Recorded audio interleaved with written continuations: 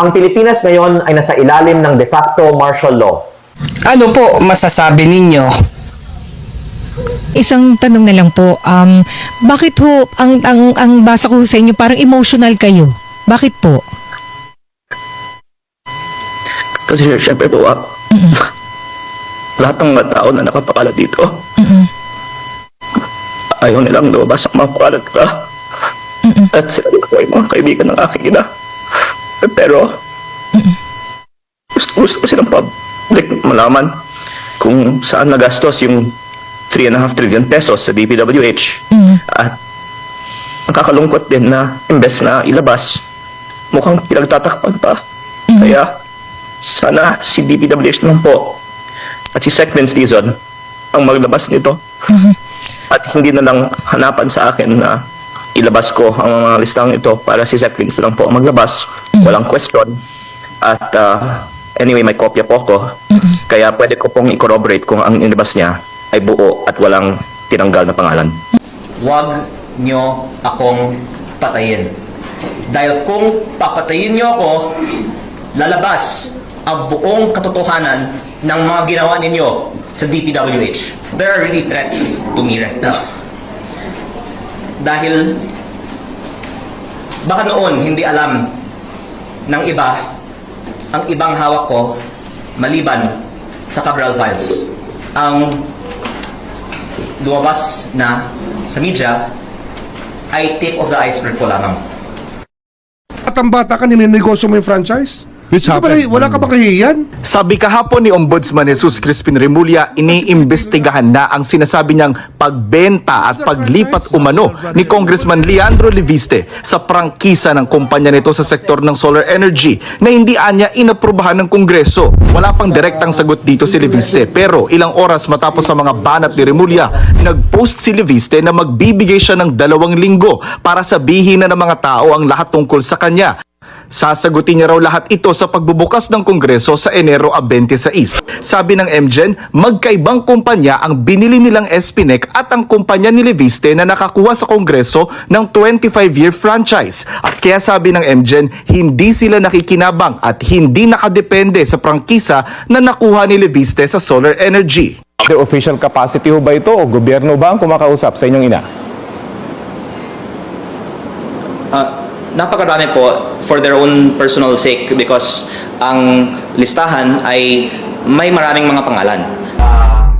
Kung pinagmumulta ng Department of Energy ng 24 billion pesos ang Solar Philippines, kumpanyang itinatag ni Batangas Congressman Leandro Leviste dahil sa hindi pagtupad sa kontrata, maaari namang imbestigahan ng Energy Regulatory Commission ang sister company nitong Solar para sa Bayan Corporation o SPBC.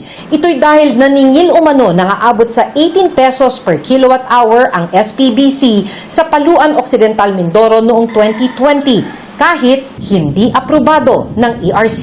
So, meron siyang pananagutan sa aming mga panuntunan. Siyempre, meron din na pananagutan yan doon sa provision mismo ng franchise law. Walang diretsong sagot si Leviste nang hingan namin ng pahayag kaugnay ng paniningil kahit walang approved rates mula sa ERC. Pero sabi niya sa umpisa, palugi ang singil nilang 8 to 11.85 pesos per kilowatt hour habang hinihintay na ma-issue ang Implementing Rules and Regulations o IRR ng prangkisa na magpapagulong ng kanilang full operation para magmura ang singil. Yung mga lugar naman na kung saan nag-ooperate ka na bago ka pa nabigyan ng prangkisa, ito ay dapat mong ituloy din. At hindi kakailanganin yung IRR para dito. Pero kakailanganin na humingi ka ng pahintulot sa komisyon kung ano yung dapat mo lang isingil. Itong bagong file na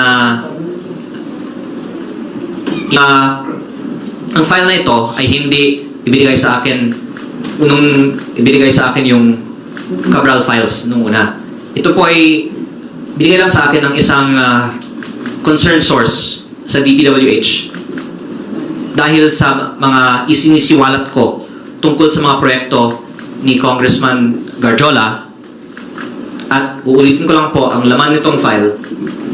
List of Edwin Garjola's DPWH projects as of 28 August 2025. UA, NEP, BICAM, at iba pa. At pag i-research ang mga proyektong ito, sila po ay na-award sa mga iba't ibang mga contractor nga, kaya tunay na mga proyekto, at marami po dito ay na-award sa mga kumpanya ng pamilya ni Congressman Garjola, which, if you just take the evidence at face value, should be material for a case na may kasagwatan ang proponent at contractor. Kaya ang simple ko pong tanong, kung ito pong dokumento ay as of August 28, 2025, bakit hindi pa ginamit para sa kaso tungkol dito? Bakit inuna pa ang kaso sa iba? Ang nakikita ko na gusto nilang pagpapatigil sa akin para ako'y magsalita.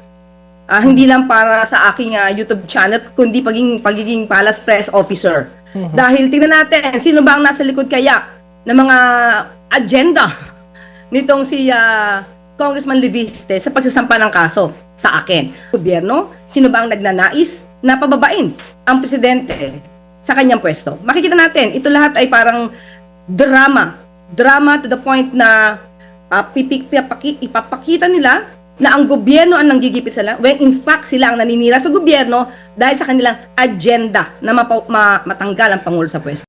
Hindi ko po kinakasuhan siya ng kriminal kahit na sabi ng aking abogado, mananalo kami dito, ayoko pong makulong si Yusek Claire Castro. Nais ko lang linawin na hindi totoo ang kanyang mga pahayag. Sabi rin po ni Congressman Leviste, civil complaint lang yung sinampa niya dahil ayaw daw po niya kayong makulong. Ano po masasabi niyo roon?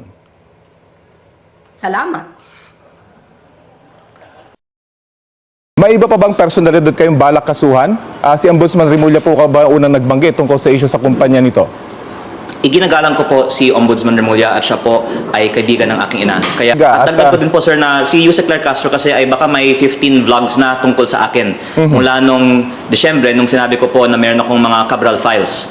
At nakakapagtaka po bakit sa daming mga issue sa ating bansa, ako po ang may pinakamaraming mga vlogs mula sa kanya sa nakaraang buwan. Kaya siguro makikita din ng ating mga kababayan na ang adhikain ng iba ay ilehis ang usapan at sana maiintindihan niya na nararapat lang na siya ang kasuhan ko dahil siya po ang may baka 15 na episodes ng kanyang vlog tungkol sa akin. Ang sabi niya, hindi niya ididimanda si Ombudsman Remulla dahil iginagalang niya ito at kaibigan ng kanyang ina.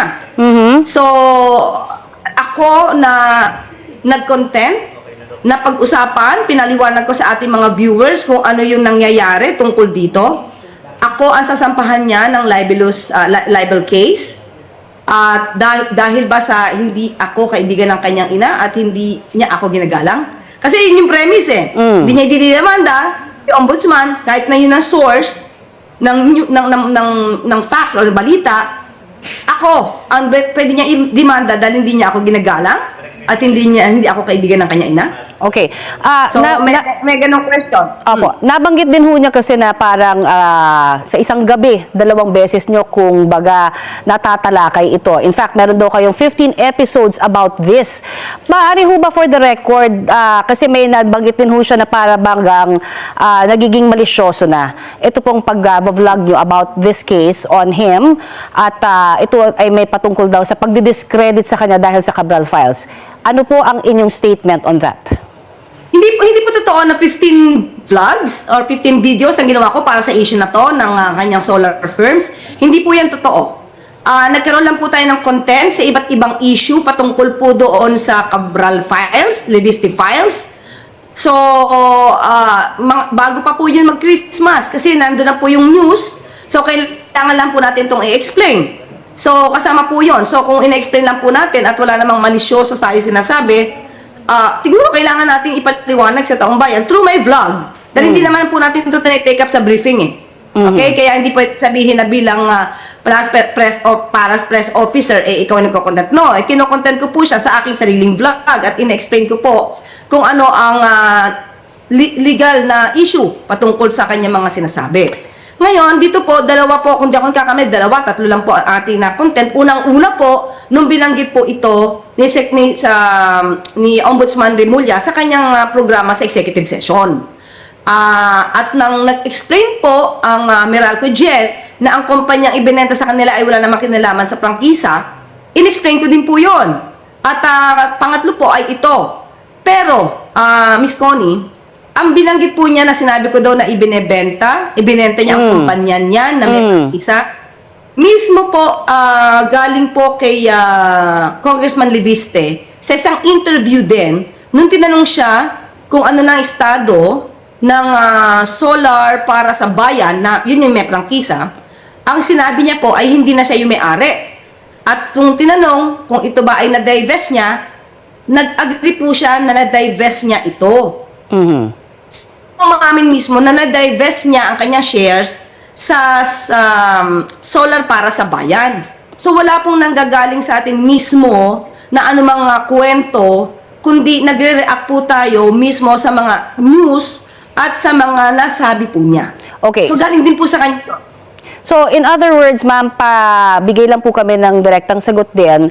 You are not in any way trying to discredit him. Yun po kasi yung kanyang aligasyon, kaya nyo binabanggit daw sang binabanggit ito sa inyong vlog. Wala po. Kasi, pansinin po natin, bigay din po ulit ng statement si Ombudsman Remulla, and that's part of the news.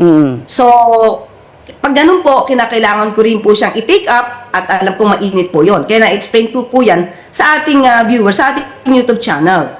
At maliban po dyan, na-content ko din po yung isang news patungkol po doon sa kanyang sinabing na-divest niya ang kanyang shares mismo sa solar para sa bayan. So, paano po magkakaroon ng mali siya yun kung siya mismo po ang nagsabi mo? Hindi man deklarado, pero nararamdaman.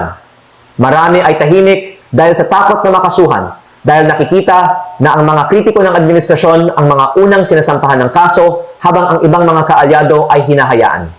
Dahil dito, ang ibang mga batas ay inaaprubahan ng walang debate at may mga bilyon-bilyon pisong mga budget na hindi kinakwestiyon. Kasama dito ang mga pambayad para sa ibang mga media at social media personalities at mga troll farms na nagpapalaganap ng fake news at umaatake sa mga kritiko ng administrasyon. Ganito din sa panahon ng martial law ni dating Presidente Ferdinand Marcos Sr. Ngunit maraming mga miyembro ng oposisyon, civil society at iba ng sektor ay lumaban sa diktatura. Kahit maraming ikinulong, umalis ng bansa at ginipit ang negosyo, hindi sila sumuko. Ako po ay naniniwala na ang mga nagsasalita ngayon ay magtatagumpay rin laban sa korupsyon katulad ng mga nauna sa atin, at ang mga nananatiling tahimik ay maaalala bilang mga kasabwat sa pinakamalaking korupsyon sa kasaysayan ng ating bansa. Umaasa rin po ako na ang mga nagsasalita tungkol sa korupsyon sa gobyerno ay poprotektahan ng taong bayan at gagamitin nila itong pagkakataon upang ibahagi ang katotohanan para sa kinabukasan ng ating bayan.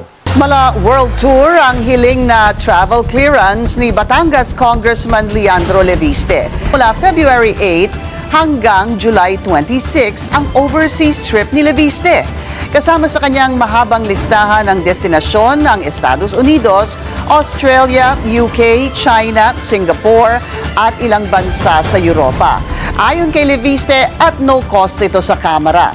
Pero hindi nabanggit sa liham niya kay House Speaker Bogie D ang pakay ng kanyang biyahe. Nahaharap ngayon sa kontrobersya si Leviste dahil sa pagbenta niya ng kanyang kumpanyang Solar para sa Bayan Corporation at sa hawak niya umanong Cabral Files.